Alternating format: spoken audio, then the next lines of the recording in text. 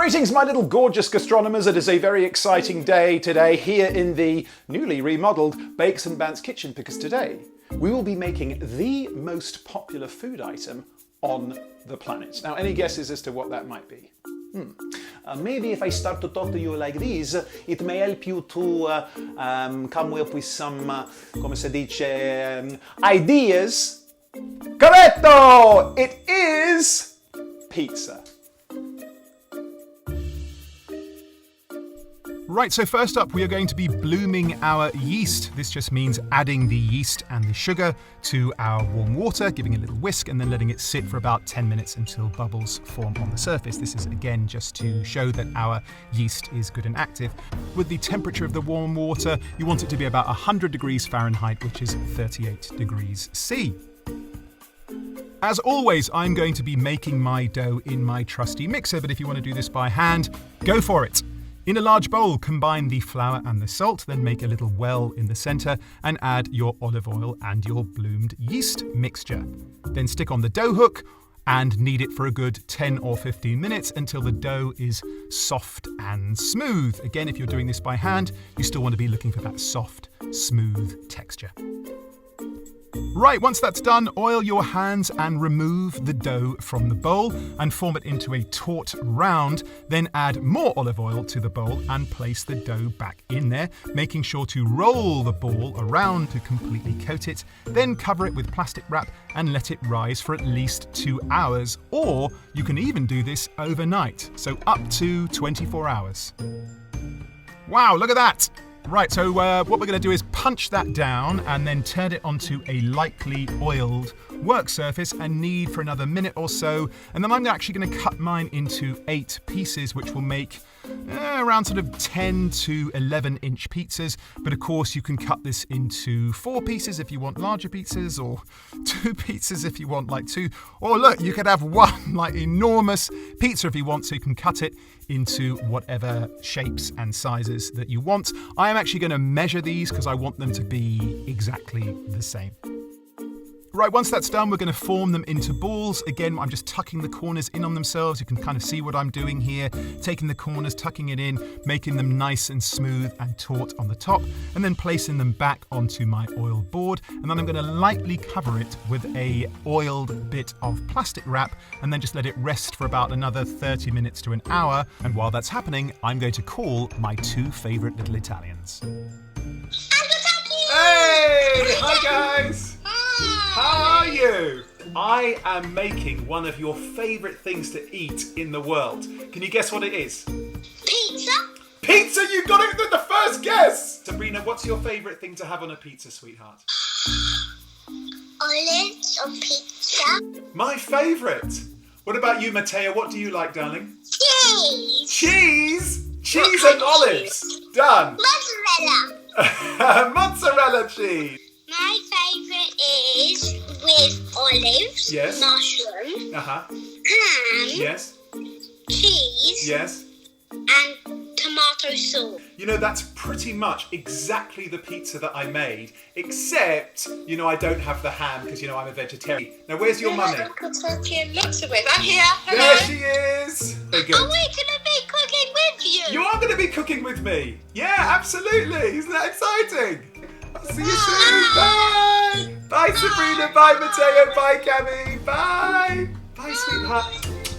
Oh, aren't they lovely? I miss you both. I will see you soon. Love you guys. Right, that's it. Dough's kind of done, and didn't it look vast and voluminous and pretty scary, but fabulous. So, in all honesty, as you can see, yeah, the dough is really easy to make. Really, I found the hardest part of making pizza at home is actually the cooking of it. So the way that I found works best is Bosch, is a heavy-based frying pan. Again, I've done it in cast iron and that works really well as well, but my cast iron skillet, I believe, is only 9 inches, whereas this is 12, so this fits my pizzas better. So a nice heavy base frying pan, and I'm going to put that on a high heat, get good intense heat underneath it. So when I put my my pizza base in here, it's immediately on high heat, which is going to make it puff up and get those beautiful air bubbles, which are synonymous with authentic Neapolitan hand-tossed pizzas, which is the pizzas that we're making here. And then what I'm going to do is chuck the whole thing under the grill, turned on high, the broiler. The hardest thing was, how do I get it into this bloody pan? Right, it's really difficult. So what I did is I bought this. Bosh, look at that. Massive, great bloody spatula. It's 12 inches big. And then what I did is I just put plenty of flour onto this. I put my pizza base on it, and then I slide that wallop right into the pan. And then I lay the rest of my toppings on it while it's cooking. Just do that super fast. So my top tip is, TJ's top tip, is plenty of flour onto here. You don't have to have one of these. You could use a baking sheet upturned with flour on it, or a big chopping board or whatever. And then you put the sauce on it, wallop. That just works best for me. So I think you should do the same.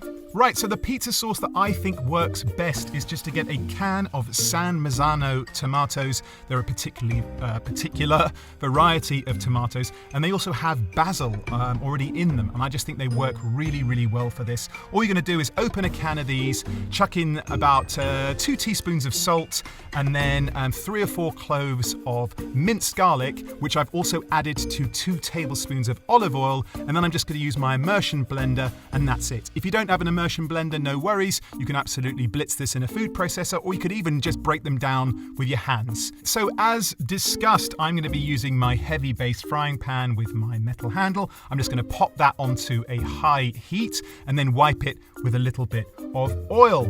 Oh, and at this point you are also going to want to turn your broiler, as it's known here in America, which is the grill, as it's known in the UK and other parts of the world, onto maximum.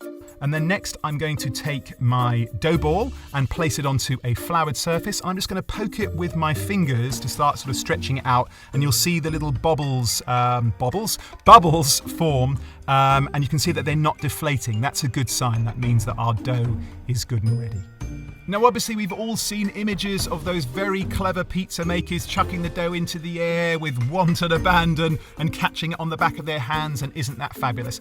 I just can't do that. Well, not yet, I'll practice. But the way that I found works best is just by kind of holding the edges of the round and just turning it in your hands and letting gravity stretch it for you. I then pop it back on my board, make sure that I've got no holes. If I do have a hole, I just kind of patch it, then pick it up again and keep sort of stretching it until it's around the sort of size and shape and thickness that I want. Remember, it should be really quite thin, because when it goes into the heat, it's going to shrink a little bit and also puff up.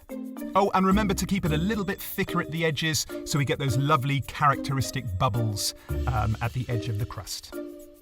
Right, so once that's in, as quickly and safely, of course, as you possibly can, now you want to chuck on your other toppings. Now, please, please, please, don't put too many toppings on your pizza. That's just not how they're supposed to be, for good reason. Not only will you not really be able to taste all those wonderful individual components, but also all of the toppings that we're going to put on the pizza are going to have an element of moisture to them. And again, as they cook, they're going to release that moisture down into the crust, and then you might end up with the dreaded soggy bottom, and nobody likes a soggy bottom. Okay, cool, you can see what's happening. So after 2 or 3 minutes, it starts to puff up, and you can see those beautiful bubbles forming on the side. Now, what I like to do as well is just get a wee spatula and stick it underneath the pizza, just to check to see how the bottom's coming along. It should be nice and crispy, and we want some dark spotting on there. Once you're happy, we're going to take that pan and whack it underneath the grill or the broiler, and you want to cook that for another 2 or 3 minutes until the bubbles are almost black, and of course your toppings are completely cooked.